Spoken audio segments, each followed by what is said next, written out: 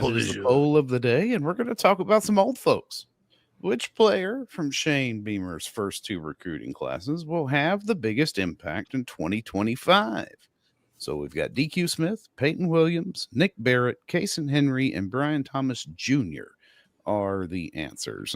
There's not an other because I don't think anybody else qualifies for that.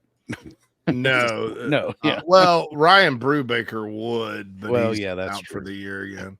Yeah. So, it's interesting. You know, not everybody, but many panicked over the 80th rate recruiting class, and that was done over Zoom and the telephone, but during COVID, goodness, yeah, all that ranking was ugly. But man, that first class, I think it was a win. TJ Sanders, Bam Martin Scott, Juju McDowell, Nick Barrett, Marcellus Dial, Debo Williams, all were part of that class. Nick Barrett's the last man standing from it. The 2022 class, which was Beamer's first full class, a lot of those guys transferred out. They were kind of bust. But again, it was half a year to evaluate. They did get Nick Emanwore in that class, which is important. DQ Smith. And some of these guys are still there. It's not the higher rated guys that were in the class, but a lot of the guys that were just really good evaluations, very good evaluations, actually. And so you got DQ, Nick Barrett, Cason Henry, Bryan Thomas Jr. All these guys could start. I went with DQ Smith because I kind of like what I'm hearing about him because my big question about Nick being gone has been run game support. And, they're going to kind of fill DQ in there. And I think that he's good at that. I don't think he's terrible in coverage. Like some people don't think Kilgore can cover either. I'm just like, dude, they're going to get beat sometimes. That's just how it goes. I mean, so you're playing good players in this league. But I went with DQ. I don't think it's ever a bad idea to go with Jamie Bradford's breakout player. Last year it was O'Donnell Fortune, and he was right. O'Donnell was significantly better. Plus, defensive backs, guys, at this school, there's been a parade of them that in their last year, beginning with Jalen Foster back in Beamer's first year with Torian Gray, they saved the best for last. Remember that song? I want to save the best for last. That's what they do. Darius Rush, Cam Smith's best year was this last year. Marcellus Dial got drafted.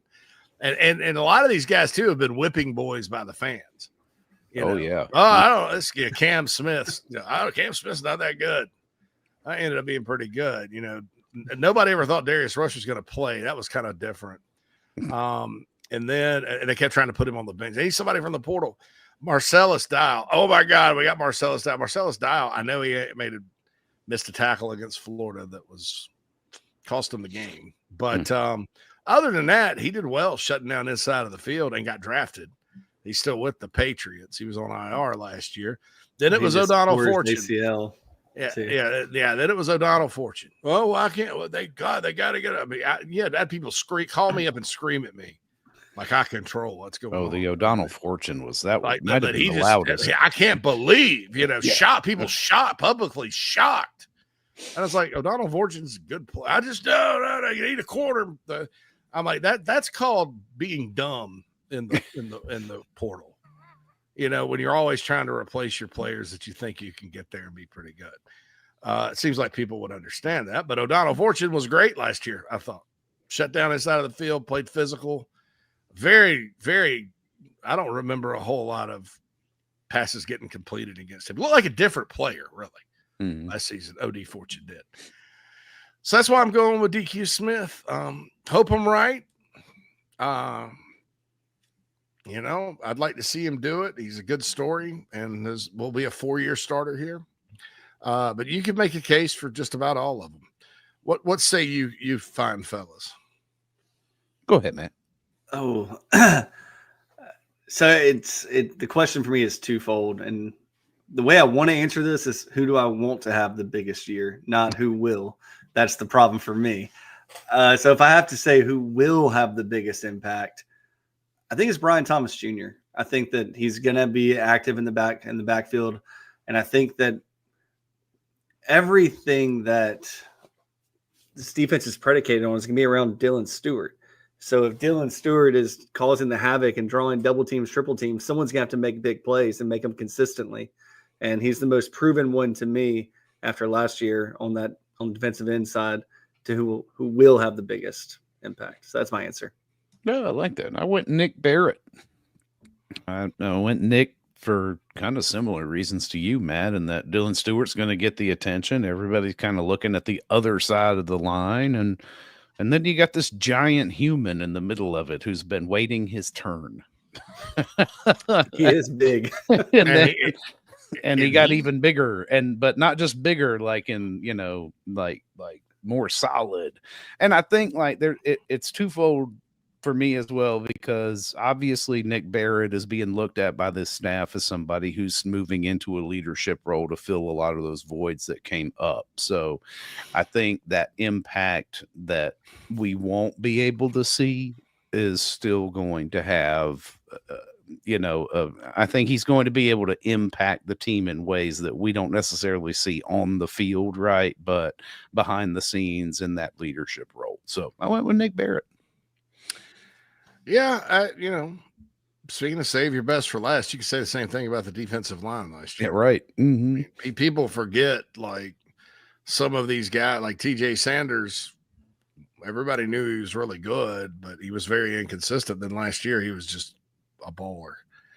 The queen of the Cox, Nana Sports Chat Box says, these fans, JC, if DQ gets crossed up week 1, they're going to come after you so fast. Well, I just want to say I answered a poll question.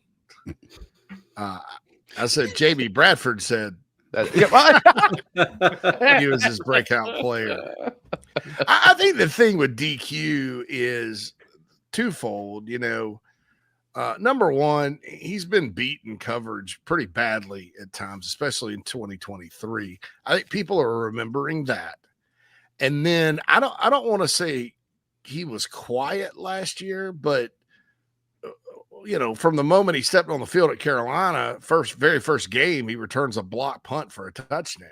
And, we remember the pick 6 in the bowl that DQ had against Notre Dame. And all these other guys, Jalen Kilgore, 5 interceptions, Nick Eamon-Warre was a big play machine back there. O'Donnell Fortune, who I mentioned, Judge Cawley or Vicari Swain. All these guys in the secondary, I think, overshadowed him a little bit. Yeah.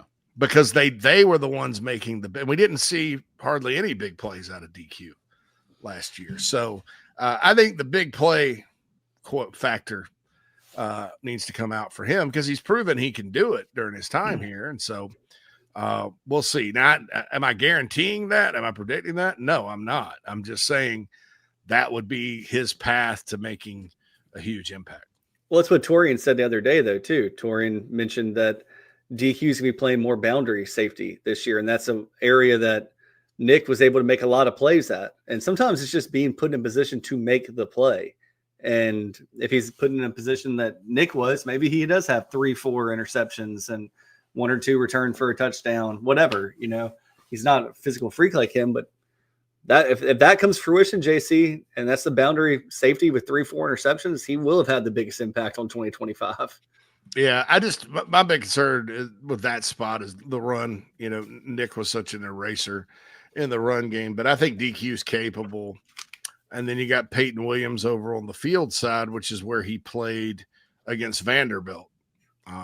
Against Illinois, he was playing where Nick played, I think, or they may have crawled. I don't know. I'd have to go back and look. But I think Brian Thomas Jr. is an excellent choice. I think Nick Barrett's a bold choice, and also an equally excellent.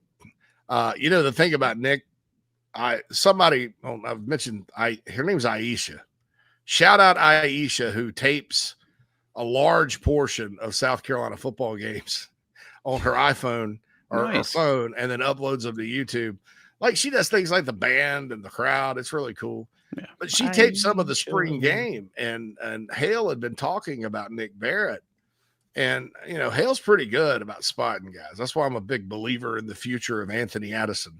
It's 100%.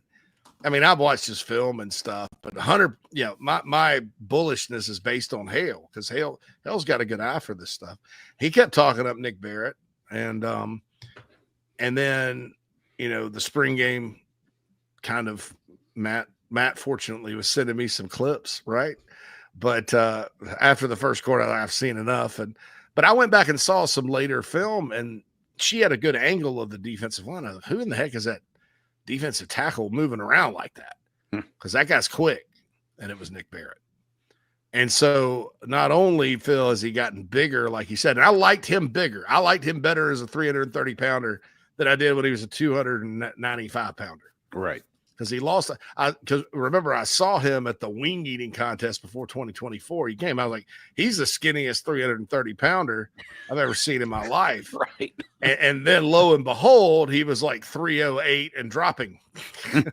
He had leaned up, but I liked him better big, and he's back up there, but also quicker. And I look, he's also from D-line heaven, Eastern North Carolina.